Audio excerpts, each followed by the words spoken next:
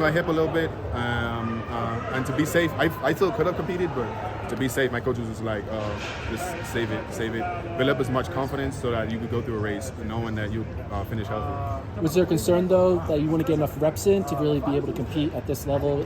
Because this is your second race, basically. I mean, technically fourth, but second race. Not really. I know what I was capable of. I know how I felt in practice. I know the training my coaches was putting me through, and I trust my coaches. So coming in this late, I would say I was still as confident as it was to start the season in January. So it wasn't really a big difference for me. 60 now going well. You outdoors though is what it's all about, right?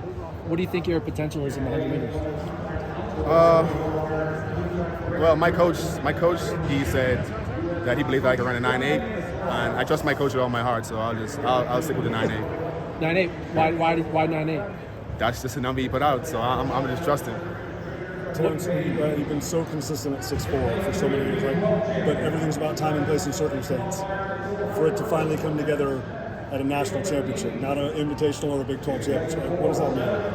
It means a lot, It means a lot because I get to put my name in the record books a lot. I get to be consistent a lot.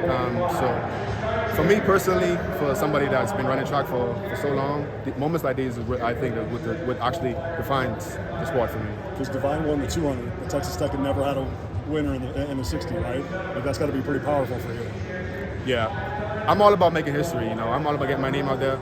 So to be able to do that, I'm pretty grateful. Speaking of making history, it's very hard to make history in the sprints in this era. What the Americans are doing, to Noah Lyles doing in the 200. What do you think it's going to take to crack through that international level and really be a medal threat at the global stage? I would say just mainly to be consistent, and trust your coaches, and be able to be a championship athlete. Because normally I'm a victim to this. They normally burst under pressure. So me personally, I'm trying to learn how to do that because I know I'm capable of running at an elite level. But when it comes down to it, I tend to not be able to perform how I want to. So I would say the big factor is just to be a championship athlete. So what causes you to feel that pressure? Is there something that you kind of analyze about yourself? I would say the atmosphere, and then me knowing the person that I am. I'm kind of like an anxious person. I don't want to mess up, so a lot of that stuff just be playing inside my head before the race, during the warm up. So it kind of messes with me mentally. So what was different this time? This time I got used to it. I got used to being at a big stage. I conditioned my body and my mind to come out here and compete at the best of my ability. With the way the prelims, did you just feel it's more of a sense of calm this time around than in the past? Or at least managing those emotions better?